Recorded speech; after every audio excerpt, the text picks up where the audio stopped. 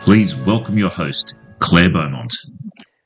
Welcome to the Leadership Experiment podcast, where we explore bold ideas, challenge traditional thinking, and deepen our understanding of what it means to lead in today's complex world. I'm Claire Beaumont, and I'm joined today by my dear colleagues, Sana Risanan, Nithya Ramaswamy, and Richard Kelly. And I will just put in an apology for Nithya. She's got a bit of a head cold at the moment, so she's battling through. In this episode, we're building on our recent dialogue about human-centered leadership. What does it really mean to put people at the centre? Why is it becoming a non-negotiable in today's environment of disruption and fatigue? And how do we, as leaders, move from awareness to action? Let's dive in. So when I first introduced this dialogue, I said something openly. I don't really love the term human-centered leadership.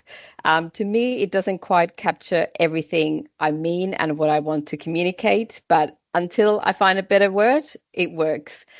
The reason I think it resonates with people is because leaders today are facing disruption on every front, whether it's AI, climate change, cyber risk, talent shortages, or economic pressure. And yet, when you ask CEOs what keeps them awake, they don't say technology or economy. 60% of their challenges are actually human-centric, so relationships with their teams, their boards, even their families. So that's what really struck me most. That Egon Zehnder research showing this big leap. In 2021, just 25% of CEOs said they needed to transform themselves as well as their organisation. But by 2024, the number's at 80%. That's a clear signal. Absolutely, Richard. And it makes sense to manage external complexity. Leaders first have to manage themselves. It's not just about strategy and operations. I mean, we're all human at the end of the day. So it's really about humility, vulnerability, and self awareness. So the story isn't that leaders need to develop more skills. It's more that leaders need to develop more humanity, isn't it? So now you brought a powerful distinction into the dialogue, this concept of an inner game. Can you unpack that for us, please?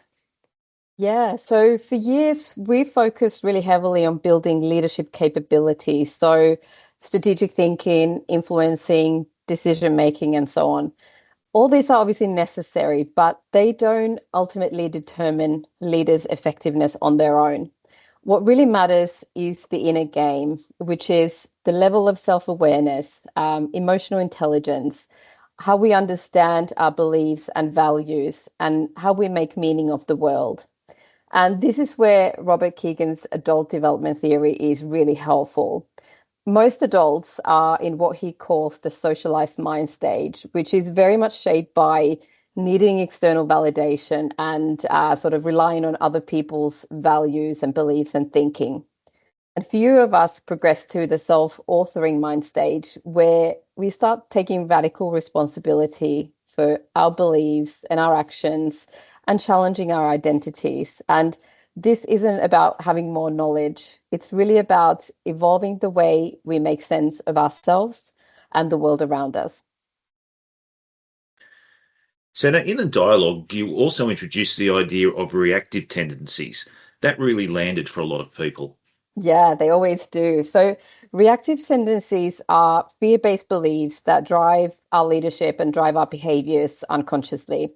So, some people have a compliant tendency, which is the need to be liked or accepted or sort of not rocking the boat too much. Others have a protecting tendency, so need to be sort of right, superior, a little bit better than others, and not letting people too close, keeping a bit of a distance.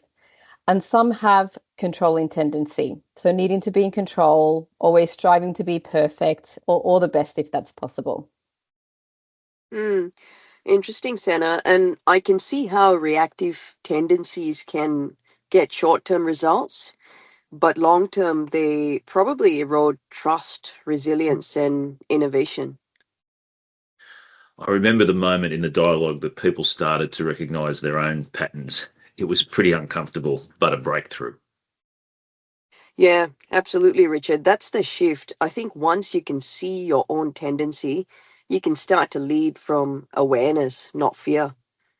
I love that, Nithya, because that talks really nicely to a really strong theme in the dialogue, which was around vulnerability.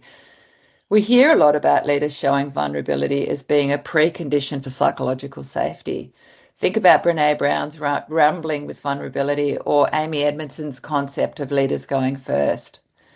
How does vulnerability play into being a radically human leader, Sana? And how have we evolved from seeing this as a strength as opposed to a vulnerability, pardon the pun?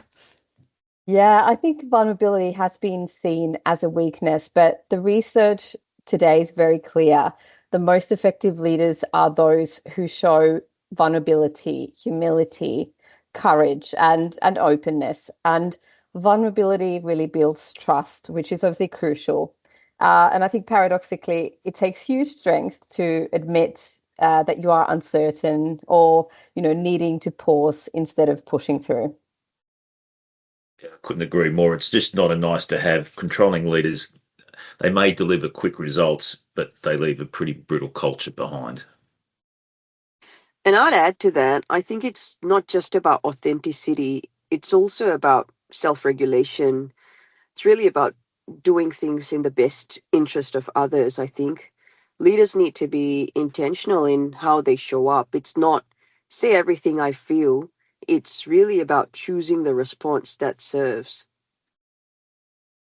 I love the idea that in a world of acceleration, pausing may be the most radical act of leadership. And I love the reflection on emotional intelligence there, Nithya. Being an emotionally aware leader means recognizing your vulnerability, which is self awareness, as well as regulation in terms of what you choose to do with that, which is self regulation. I couldn't agree with you more again, Claire. And actually, when you think about it, having perception of how others are responding to you is the empathy part of the EI equation. So, human centered leadership involves a large degree of emotional intelligence, which I guess makes a lot of sense. So, Sana, awareness is only half of the story. How do leaders actually move into action? And what do organizations need to consider in their leadership development initiatives? I think it starts with clarity. Why are you developing leaders and what are you developing? And who are you in developing? Do they even want to develop?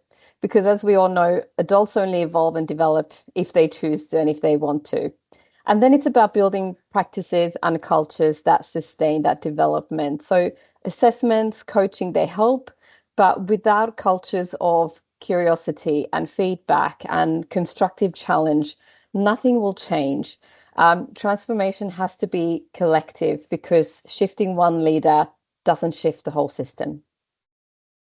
So now that's so true. I see leaders investing in themselves and hitting the wall because the rest of the organisation's not moving with them. They punish risk taking. They're dominated by fear of making mistakes, and it's just not going to create the cultures that we need to drive improvement in business performance and personal performance. Oh, absolutely, Richard. I agree with you. And, this psychological safety within the system is so important. I think when you create cultures where reflection, curiosity, and feedback are safe, leaders are then able to really bring their best selves forward, and the inner system is able to work into the larger system. So that's when it really sticks. Yeah, absolutely, Nithya. And that's when you start seeing performance and humanity align. I love this discussion, this dialogue. But as we close, let's each leave one thought for our listeners. For me, the message is really simple. Leadership effectiveness isn't about adding more skills, it's about evolving who we are. Vulnerability, it's a strength. It's what actually does create real trust. And without trust, nothing else is going to stick or work. Yeah, loving that, Sana and Richard. For me, it's really leadership being an action word. It's a verb. It's really about practice. It's not a one-time shift. It's ongoing reflection, it's feedback, it's learning by doing, it's experimentation. Beautiful. I love all of those. For me, it's about tapping into who you are as a human and being prepared to show some of that to the people around you. So, to our listeners, thank you for joining us for this dialogue on human-centered leadership.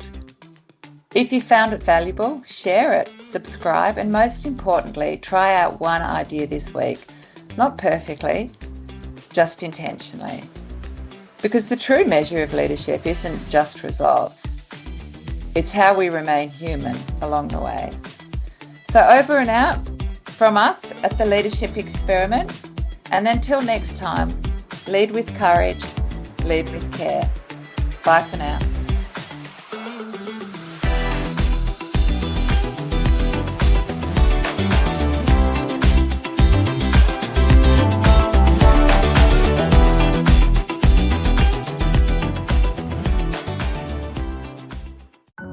For more information on the Leadership Experiment and to join our community, please go to www.theleadershipexperiment.com. Thank you for listening.